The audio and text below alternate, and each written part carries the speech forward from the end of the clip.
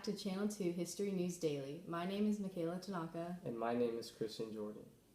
As you know, Ho Chi Minh has risen to power in North Vietnam and is forcing communism amongst his people. The Viet Minh have defeated the Japanese and are currently at battle with the French to regain their independence. As a result, the U.S. felt inclined to help southern Vietnam regain their choice of government, but many Americans question the U.S. involvement in the war and have been wondering why the U.S. is involved. Flashback to October of 1967, there was a riot that consisted of 35,000 people who protested outside the Pentagon and questioned if the U.S. was actually winning the war, and why so many were dying. By the summer of 1967, fewer than 50% of polled citizens agreed with how the president was executing the war. Here's a video of what Nixon has to say. Well, let us turn now to the fundamental issue. Why and how did the United States become involved in Vietnam in the first place? 15 years ago, North Vietnam, with the logistical support of Communist China and the Soviet Union, launched a campaign to impose a communist government on South Vietnam by instigating and supporting a revolution. In response to the request of the government of South Vietnam, President Eisenhower sent economic aid and military equipment to assist the people of South Vietnam in their efforts to prevent a communist takeover. 7 years ago, President Kennedy sent 16,000 military personnel to Vietnam as combat advisors. 4 years ago, President Johnson sent American combat forces to South Vietnam. Now, many believe that President Johnson's decision to send American combat forces to South Vietnam was wrong. And many others, I among them, have been strongly critical of the way the war has been conducted. If you are just tuning in, we were recently discussing the Vietnam War and how Ho Chi Minh had risen to power in northern Vietnam and how this had led to the U.S. helping southern Vietnam and many Americans questioning U.S. actions. We can get more in depth after this break.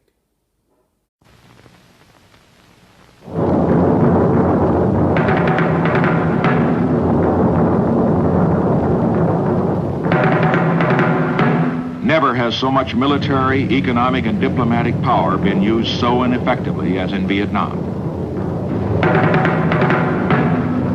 If after all of this time and all of this sacrifice and all of this support, there is still no end in sight, then I say the time has come for the American people to turn to new leadership, not tied to the policies and mistakes of the past. I pledge to you, we shall have an honorable end to the war in Vietnam.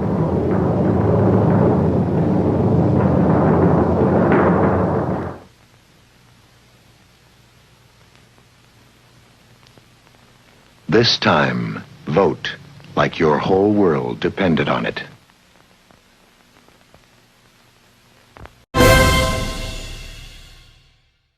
Breaking news, Nixon has reportedly resumed bombing North Vietnam in retaliation for Viet Cong offenses in the South, and is planning on beginning a massive bombing campaign. Also, there have been reports that Nixon wants to reduce troop levels due to the number of casualties, but so far has done nothing to follow through with this. Now here's our reporter Mark with an American citizen. Has the Cold War affected you in any way? Cold War has made me really nervous about the fate of humanity and the spread of communism. I've even started building a bomb shelter, which I have blueprints of, which I'm going to start building soon enough.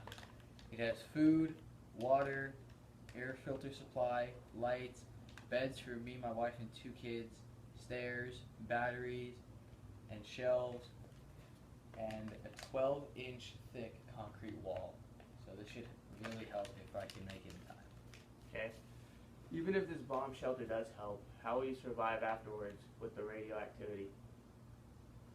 I haven't thought that far into this plan yet because first off we have to survive the blast to even get to the part of surviving afterwards.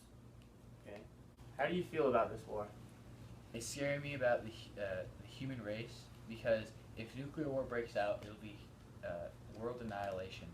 Because if the U.S. and the USSR or the Soviet Union, they both have enough nuclear power to destroy the world, and even if they don't destroy the world, then there'll be enough radioactivity afterwards to make the places that they bombed inhabitable.